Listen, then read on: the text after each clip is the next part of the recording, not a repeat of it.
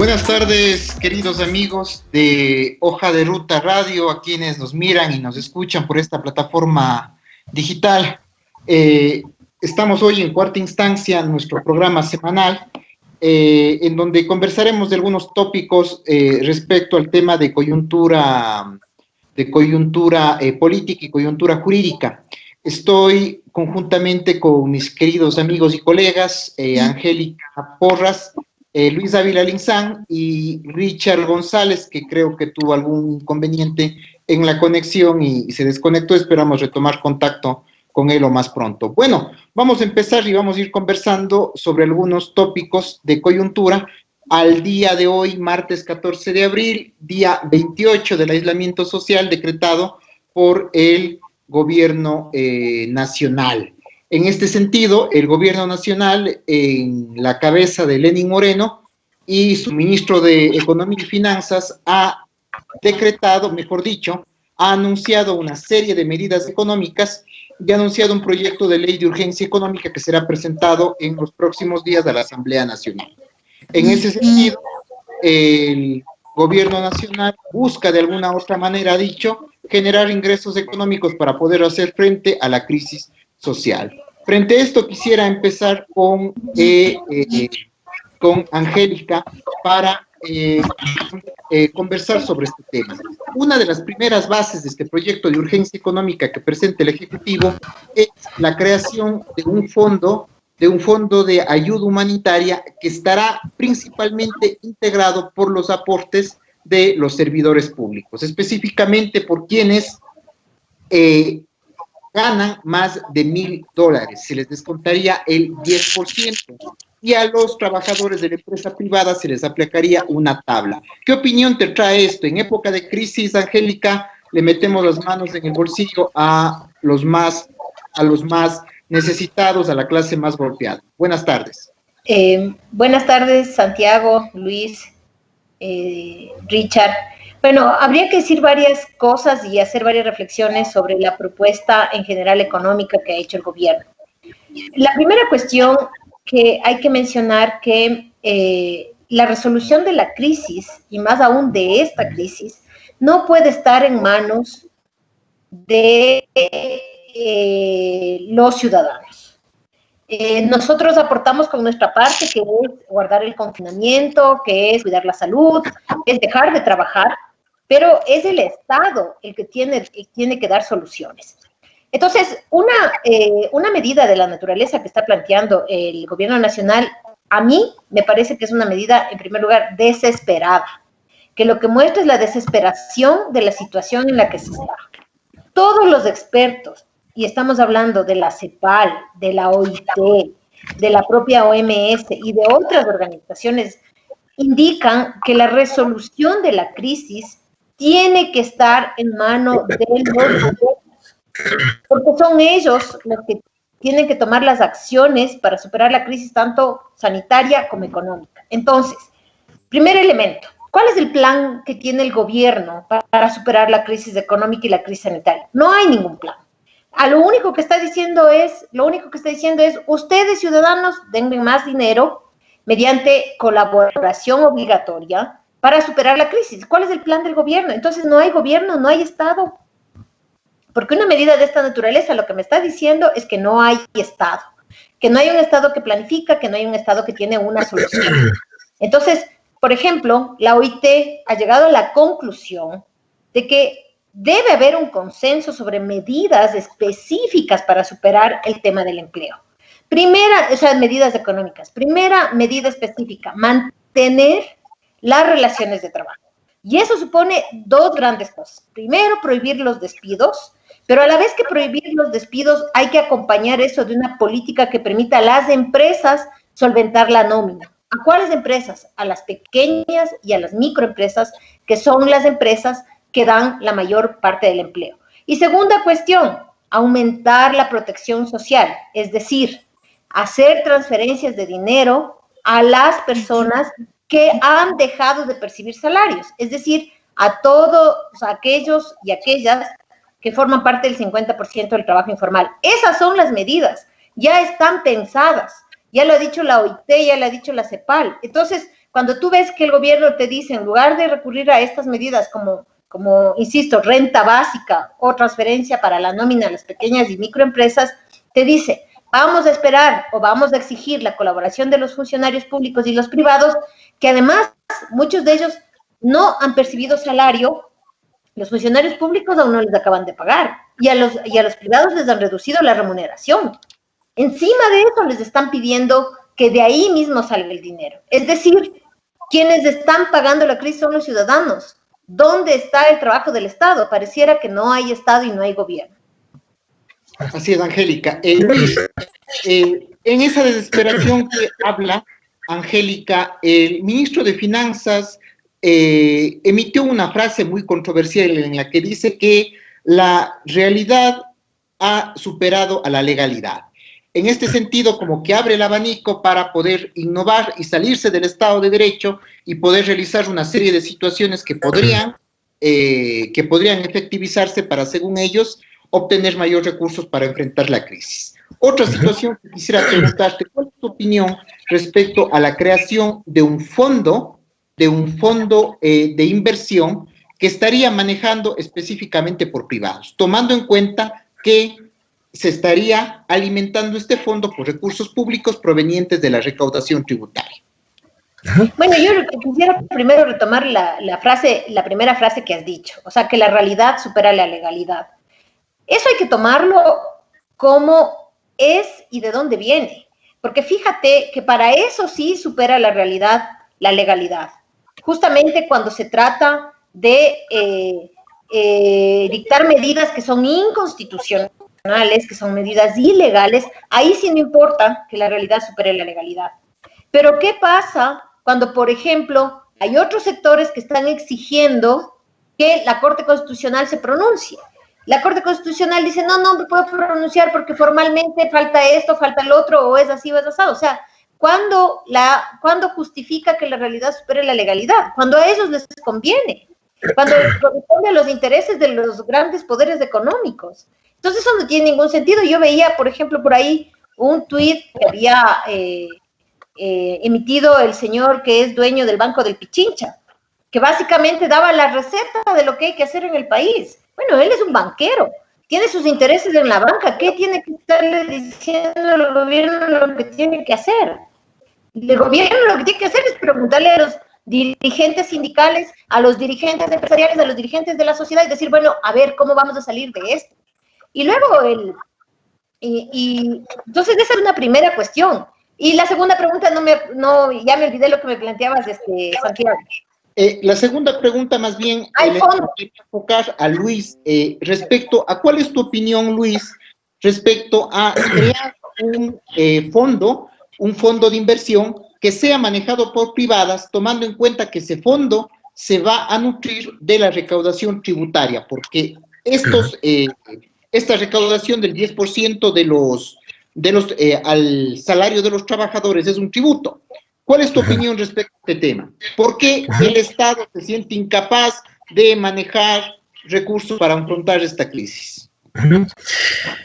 Bueno, hay dos cosas que quisiera decir primero. O sea, llama mucho la atención la realidad con la que se manifiestan estas decisiones, ¿no? Recordemos que en el mes de marzo se anunciaron unas medidas que finalmente no se ejecutaron. Ahora, el día viernes, se anuncian otras medidas que finalmente se modifican el día domingo, cuando el presidente anuncia que él mismo se va a reducir el 50% de su sueldo y el de los ministros, ¿ya? Lo cual digamos, tuvo que luego en esta semana explicar que solamente se refería a esas autoridades y no se refería a todo el sector público, porque no olvidemos que lastimosamente en Ecuador pues hay esa máxima media colonial de que nadie puede ganar más que el presidente. O sea, de hecho, si los ministros se van a bajar el 50% de su remuneración, terminaría siendo que un funcionario técnico podría ganar más que el ministro, lo cual es un contrasentido. Pero bien, o sea, la primera cosa que quería decir es que hay una total inestabilidad y total incertidumbre respecto de la forma como está manejando estas medidas del gobierno, y estas nuevas medidas apuntan a esa incertidumbre. La segunda cosa, que es lo que tú planteas, Santiago, no solamente que manifiesta una incapacidad del Estado de manejar la crisis, de tal manera que tiene que recurrir a un fideicomiso manejado por privados, sino que además no olvidemos dos elementos importantes. Primero, los recursos que se le piden a los trabajadores son desproporcionados respecto del 5% de las utilidades de las empresas, que además van a ser posible deducirse y además tener crédito tributario para poder compensar. Los trabajadores no van a tener esa posibilidad, sino que simplemente ese dinero no va a retornar a los trabajadores. Es decir, hay una total desproporción. Además, no se dice cómo se va a nombrar ese fideicomiso, quiénes van a manejar ese dinero, ni cómo, y se lo deja a dos reglamentos que van a definir cuáles son las donaciones que van a hacer que van a tener como efecto un crédito tributario o una deducción, y además también cuáles van a ser los criterios para manejar ese dinero. Y va a pasar lo mismo que ya pasó con el dinero para el terremoto de Manabí, es decir, va a haber un nuevo de dinero, y esta vez van a hacerlo por los privados, no con los controles públicos, que en todo caso, ineficientes o no, son controles importantes para el manejo de los recursos, que en este caso son recursos públicos, ¿no? Son recursos públicos manejados por privados. Me parece que el mecanismo es profundamente arbitrario, ilegal e inconstitucional. Va a generar un sinnúmero de problemas de distorsión en la política pública. Ahora, Richard, hay una de las frases que también se emitió por parte del Ministerio de Finanzas, el ministro de Finanzas Martínez ha emitido una serie de perlas esta semana que nos llaman a la reflexión y que nos darían la muestra de que detrás de eso hay una concepción ya preestablecida. Una concepción de ese es el acuerdo de las partes. Es decir, ahora todo se va a someter a acuerdo de las partes. Eso por un lado. Y por otro lado, la ausencia de mecanismos que de alguna otra manera permitan proteger al más débil. Me refiero, por ejemplo, cómo precautelar que no existan desahucios en temas de arrendamientos, cómo precautelar que exista diferimiento en el cobro de deudas, la persona está improductiva, no puede pagar, situaciones que están ausentes en esta norma, en este proyecto, que más bien debería haber sido establecido por parte del Ejecutivo. ¿Qué opinas, Richard? Gracias, Santiago. Mira, primero que no hay proyecto enviado todavía a la Asamblea de lo que se conoce. Finalmente no se ha enviado hasta el momento el proyecto y por eso no podemos discutir sobre textos en firme, digamos. Entonces, lo único que hay efectivamente son los posibles anuncios y estas frases que se están discutiendo respecto de que ahora los empleadores con los trabajadores, los arrendatarios con los arrendadores tienen que llegar a acuerdos. Efectivamente, yo ponía un tuit diciendo que yo quiero llegar a acuerdos con mi banco, que le debo, a ver si me permite que no le pague por ahora y que no me cobre intereses. Efectivamente me va a decir, no quiero llegar a un acuerdo de eso. Entonces, es imposible llegar a acuerdos entre las partes. O sea, nos mandan a la parte débil a que sucumbamos ante el fuerte. Si el Estado no regula las relaciones del mercado, porque nos dice, ya no hay derecho, hay mercado. Mercado arregle todo. Entonces, ese es el problema.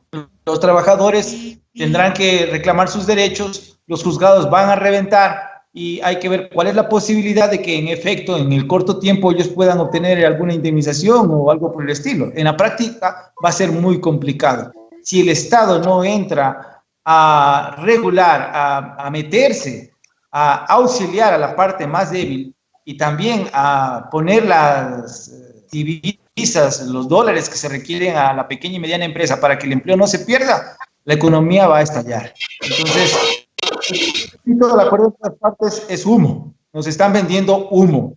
Nos están diciendo, vayan a prácticamente cómanselos a la parte de creo que podemos decirlo clarito respecto de lo que ha dicho, complementado con lo que tú decías de que ha sido superada por la realidad.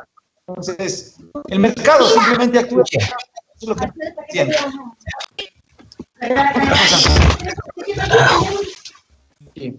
Bueno, ahora bien, respecto a este tema, hemos hecho prácticamente global de este anteproyecto de ley, de esta cortina de humo que ha establecido el Ejecutivo respecto a posibles medidas económicas. Ahora bien, hagamos una contraposición. ¿Cuáles serían las alternativas viables para generar una verdadera política de reactivación económica y de protección de los derechos económicos, sociales y culturales? Angélica, quiero empezar contigo. Medidas para proteger el trabajo.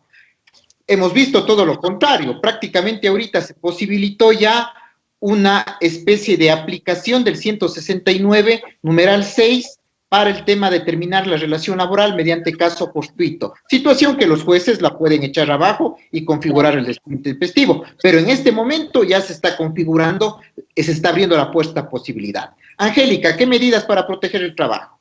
Bueno, primero, me parece que la primera medida debería ser la renta básica mínima.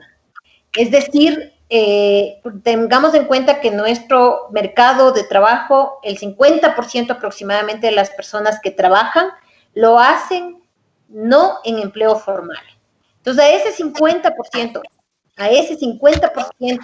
de la población económicamente activa, que son alrededor de 5 millones de personas, a ese 50% hay que asegurarle una renta básica que le permita no salir a trabajar y pueda seguir comiendo, educando a sus hijos y curándose.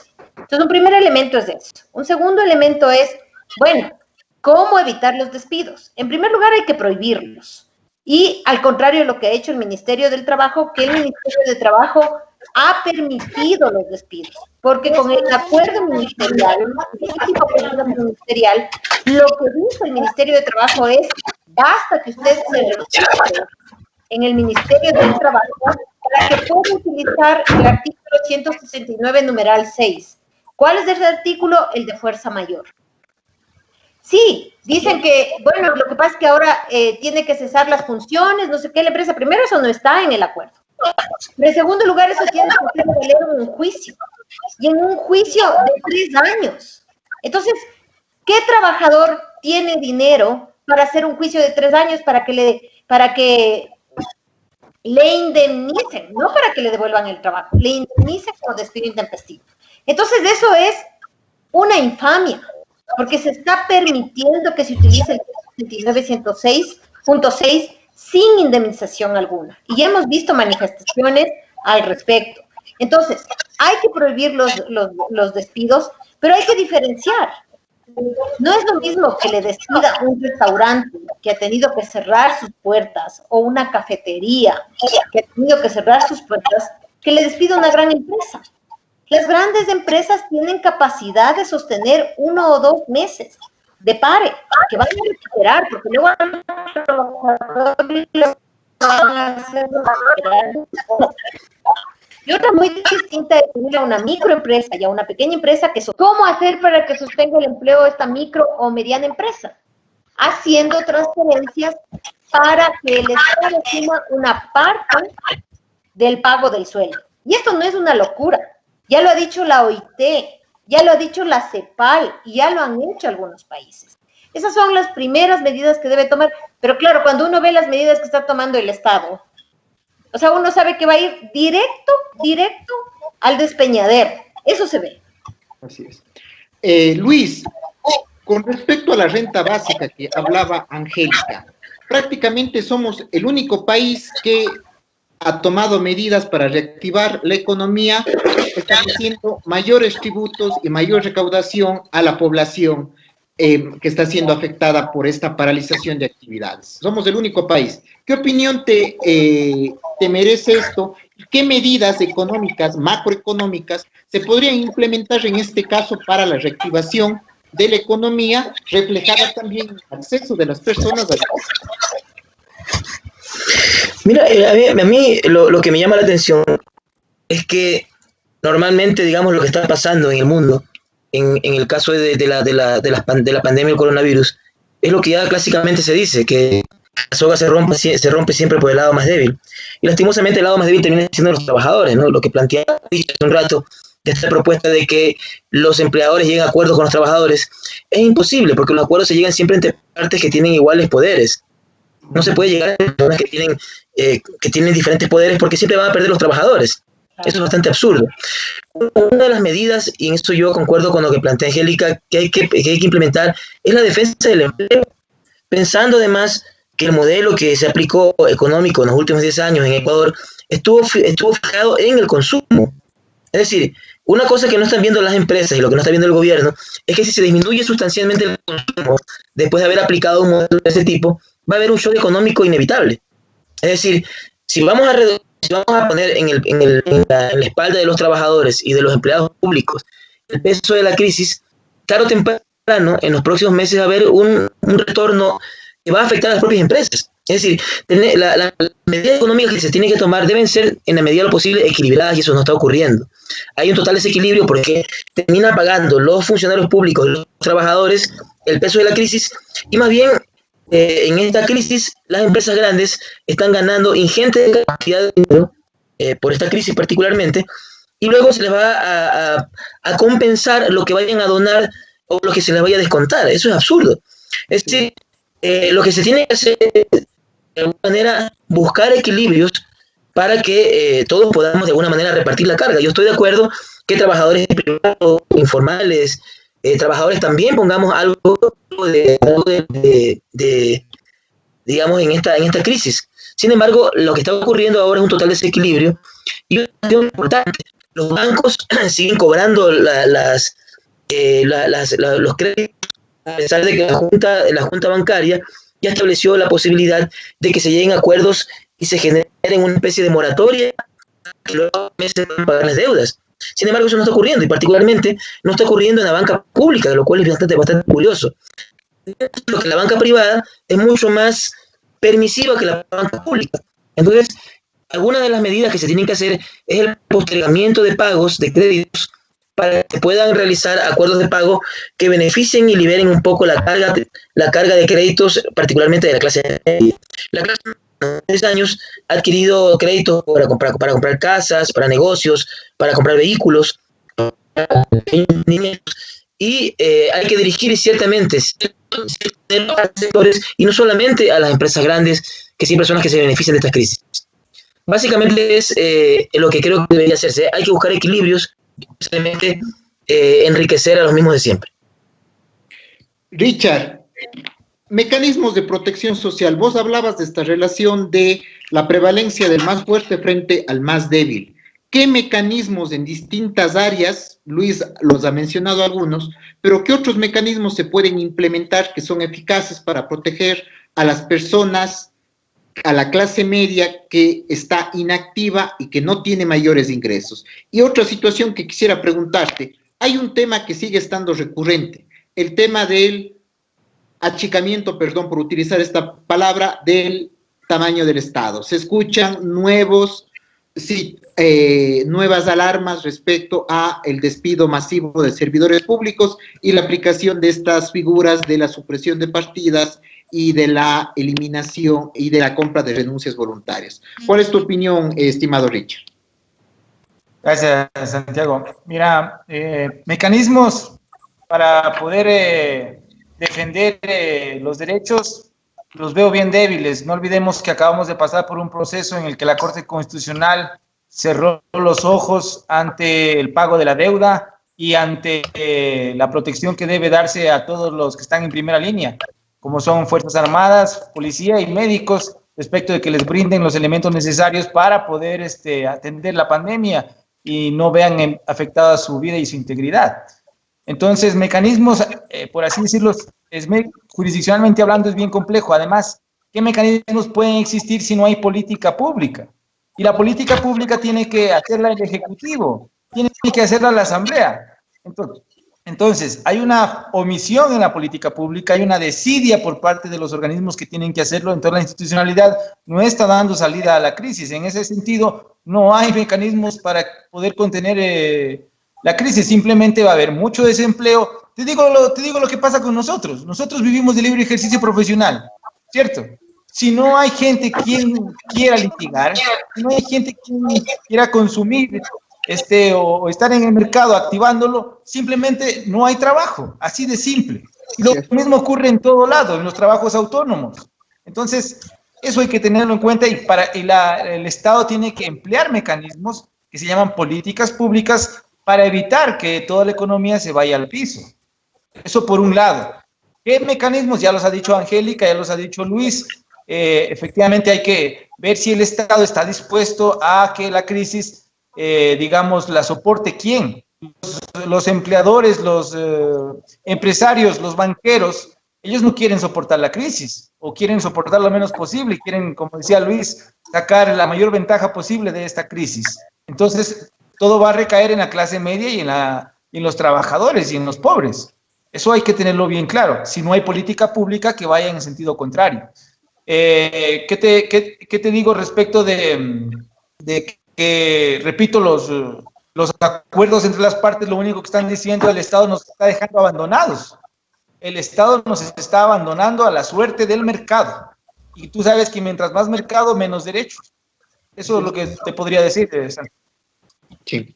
Bueno, estamos llegando a la segunda fase a la segunda etapa del programa, y yo quisiera más bien proponerles conversar respecto a la situación, al manejo de la crisis sanitaria.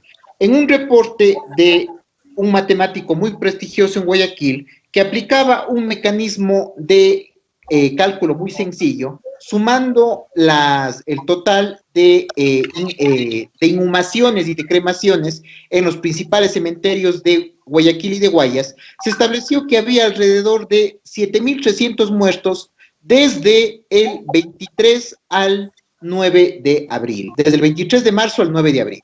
Es decir, eso significaría prácticamente, y se entendería que esas 7.000 muertes es la causa de que Guayaquil se haya visto desbordada respecto a cementerios, inhumaciones y la recolección de cadáveres. Frente a esto nos lleva a otra reflexión. El Estado nos está mintiendo respecto al manejo de cifras oficiales. Sin manejo de cifras oficiales se va a generar una serie de problemas, por cuanto no se pueden tomar medidas de precaución sanitaria y medidas en la atención de hospitales. ¿Qué opinión tienes tú, Angélica, respecto a esta evaluación y esta falta de transparencia en el manejo de las cifras tanto de infectados como de muertos a nivel nacional? ¿A quién creemos?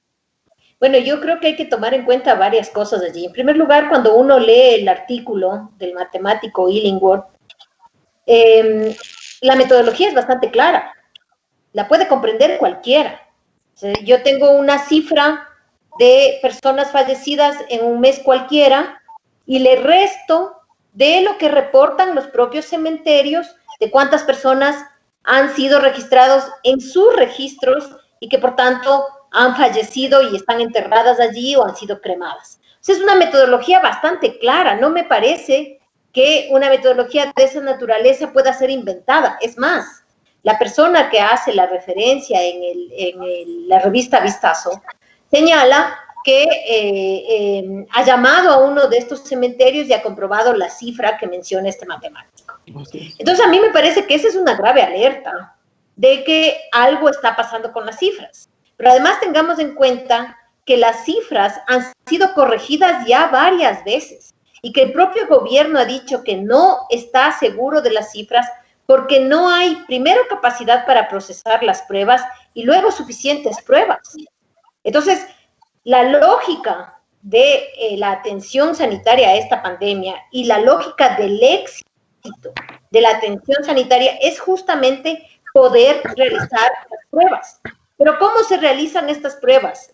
Donde se detecta en los espacios, en los barrios, donde se detecta que ha habido algún caso, a la mayoría de gente se le aplica estas pruebas rápidas, que no, como dicen, que no son para detectar si tiene el coronavirus, sino que dan alguna posibilidad de sospecha y luego se van las otras pruebas.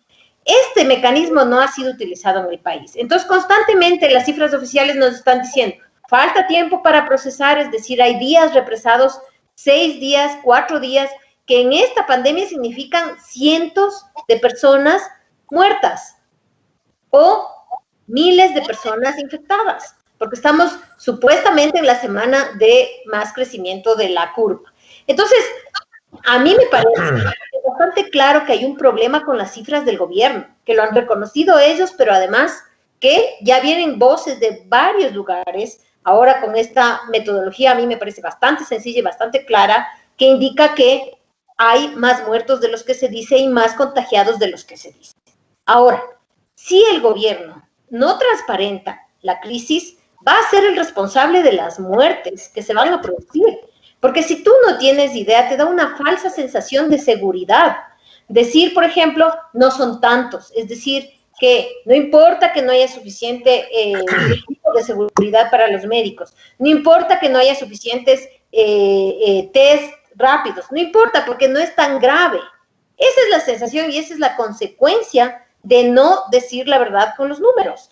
Entonces, algo está fallando, me parece a mí que es bastante claro que esos datos no son los reales y lo que va a suceder es que esto va a generar más muertes, más enfermos y más dificultad de salir de la crisis. Y eso es responsabilidad del gobierno, porque es él el que tiene que transparentar la crisis.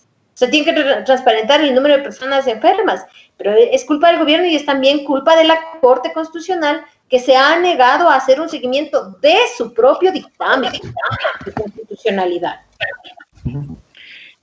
Luis, de alguna otra manera hay aspectos dentro de la crisis que no han sido abordados por parte del gobierno nacional, bien sea por su incompetencia o bien sea porque no les interesa. Hay un sector que ha sido completamente desatendido y es el sector del sistema de rehabilitación social. Ya se han anunciado que existen contagiados en el Centro de Rehabilitación Social Preventivo del Inca de Quito y que algunas ya existen paralizaciones, huelgas de hambre, es decir, medidas de hecho por parte de los internos, porque señalan que existen ya casos de infectados y que ellos no tienen las medidas precautorias. ¿Qué nos puedes decir, Luis, respecto a este tema del sistema de rehabilitación social? Entiendo también que hay una, a través de Michelle Bachelet, que señaló que se apliquen las medidas para eliminar el hacinamiento en toda Latinoamérica por estos problemas. ¿Qué nos dices, querido Luis? El caso de las cárceles es bastante grave. O sea, en términos reales, se lo explicaba el otro día en una conferencia que tuvimos con algunos colegas. Es como tener un partido de Barcelona-Emelec de 45.000 personas, ¿ya? Todos los días, todo el día. ¿Ya? Esa es la gravedad de lo que está pasando en las cárceles. Es decir, por un lado hay un problema de humanidad porque la gente tiene esa idea bastante absurda de que la gente en las cárceles tiene que pagar sus culpas a través de castigo y sufrimiento, lo cual es inhumano. Por tal razón la gente no quiere que haya ningún tipo de atención. Es decir, si se pueden morir y si los podemos quemar con lanzallamas, mejor, ¿ya? Es un poco un sector de la población que opina de esa manera. Pero por otro lado, también es un posible foco de infección que puede afectar luego al resto de la población, y eso la gente no lo está viendo, ¿ya? Puede parecer utilitarista, pero es real, o sea, lo repito, es decir, es como tener un partido Barcelona-Emelec, un clásico del astillero, de 45.000 personas, todos los días, todo el día. Entonces, podría desencadenarse allí un rebrote de coronavirus que podría ser de un efecto insospechado, ¿no? Posiblemente tan grave como lo que está pasando en Guayaquil. Y las autoridades no lo ven. Y hay un ocultamiento igualmente de la realidad de los contagiados dentro de la cárcel, porque sumado un poco a lo que planteaba Angélica, miren qué curioso, la curva hasta la semana pasada tenía una velocidad increíble, ¿no? ¿Ya? Pero se anuncian las medidas el viernes y ocurre que la curva se plantó. Entonces se suben 200 casos por día, y ya no 2.000 como pasaba la semana pasada, ¿no? Es un poco curioso, ¿no? Me parece que ellos lo están haciendo para poder apuntalar las reformas que favorecen a los bancos y a las empresas, así de sencillo, ¿ya? Y que están poniendo el peso en los trabajadores y en los funcionarios públicos. La alta comisionada de Derechos Humanos, Michelle Bachelet, ya ha recomendado, pero no solo ella, sino varios sectores, inclusive la propia Asamblea Nacional ha intentado en 2 ocasiones tratar de exhortar a la presidencia respecto de la necesidad de algunas salidas humanitarias para poder descongestionar las cárceles, ¿ya? Y no se ha logrado votación alguna. El día de hoy han intentado por segunda ocasión en la Asamblea Nacional hacer una resolución exhortando solamente al Ejecutivo. Sin embargo, se ha politizado la discusión porque se cree que se quiere beneficiar a Jorge Glass y a otras personas que están afectadas del gobierno anterior, ¿no? Entonces, se dice que lo que se quiere ahí es liberar a Jorge Glass y generar una especie de impunidad, porque la gente ve que la única manera de poder solucionar los problemas de la justicia es con más castigo. Creo que hay que dar una solución inmediata al tema de las cárceles, ya les digo, por 2 razones. Por un tema de humanidad, O sea, yo creo que la gente que está dentro de la cárcel, el único derecho que pierde es el de la movilidad, el derecho a la libertad ambulatoria. Los otros derechos los sigue teniendo. Y la segunda razón, porque creo que puede ser un foco de infección profundamente grave y que puede generar un rebrote de efectos insospechados. Entonces, hay que hacer algo. Con algunos sectores hemos estado conversando y posiblemente en esta semana que viene se presenten algunas acciones a nivel nacional e internacional para poder ver qué se puede hacer respecto de este caso grave que está afectando a las personas que más lo necesitan, en este caso los PPLs. Richard, justamente respecto a las acciones que se han presentado, que estamos diseñando, como Acción Jurídica Popular, un colectivo social que trabaja en temas de derechos humanos, hemos presentado varias situaciones tanto en el ordenamiento interno como en el Sistema Internacional de Protección de Derechos Humanos. Pero hay una situación que nos preocupa sobremanera y es la protección de los médicos. Es decir, los médicos no cuentan con los insumos, no cuentan con medidas de bioseguridad y justamente eso se refleja en el número de contagiados, justamente en el número de contagiados por parte de médicos. Es decir, de los contagiados tenemos alrededor de 1.500 que son médicos. Richard, cuéntanos un poco de la acción de protección que se ha presentado, que hemos presentado con otros colectivos y que ha sido admitida en trámite y cuya audiencia se va a desarrollar esta semana en donde demandamos. Aquí los del constitucionalismo de la caridad y del constitucionalismo del escritorio ahora nos acusaron de populismo de derechos humanos. Bueno, ¿qué nos dices tú, Richard? Santi, lo único que te puedo empezar diciendo es que del estado de excepción ya estamos en el estado de decepción, ¿sí? Y eso implica que la mayor cantidad de gente simplemente no puede ya o no tiene cómo reclamar. Los médicos nos han escrito o nos han llegado mensajes de diversas formas diciendo que les han acallado, los han amenazado, incluso hay memorándums en donde los amenazan con sancionar, si es que avisan a la sociedad o si dan la voz de alarma de que no les están dando los kits de protección. ¿Cómo se puede entender que los que están en primera línea no tengan la protección adecuada para poder cuidar a los que están infectados? Obviamente se van a infectar ellos, sus familias, y esto se va a normalizar en el sentido de que todos vamos a contagiarnos. Entonces, esto es lo que precisamente creo que como sociedad tenemos que discutir primero, y la forma de discutir institucionalmente es en los juzgados en este caso. Ahora bien, decir que esto es populismo, bueno, si se lo quiere llamar populismo, que se lo llamen. También tiene otros nombres. Ese tal vez busca peyorizar las acciones, pero hay otros nombres que dicen que se llaman garantías constitucionales y libre ejercicio de la acción. Entonces, efectivamente, Santi, te puedo decir que el día jueves a las 7 de la mañana, la función judicial ha convocado para que el personal hospitalario pueda comparecer, digamos, los que tengan pruebas puedan enviarlos, los que tengan argumentos también puedan hacerlos llegar al juez, respecto de las evidencias que implican la desatención o la indefensión en la que han quedado el personal hospitalario y que les toca ir de todas formas a trabajar. Una médico de Guayaquil nos alertaba de que ella tuvo que renunciar para no exponerse, tanto a ella como a su familia. A ese extremo hemos llegado. Entonces, el Estado, recordemos que, como dijo Angélica, no es transparente. Recordemos que ni siquiera la cifra de los préstamos del Fondo Monetario Internacional y en qué gastó la plata no se ha querido transparentar. Tuvimos que ir a los juzgados. Hay una sentencia de primera instancia que nos dio la razón y dijo, entreguen la información hasta el día de hoy. Entonces hay un quiebre de la justicia constitucional porque no hay nadie quien obligue al Estado.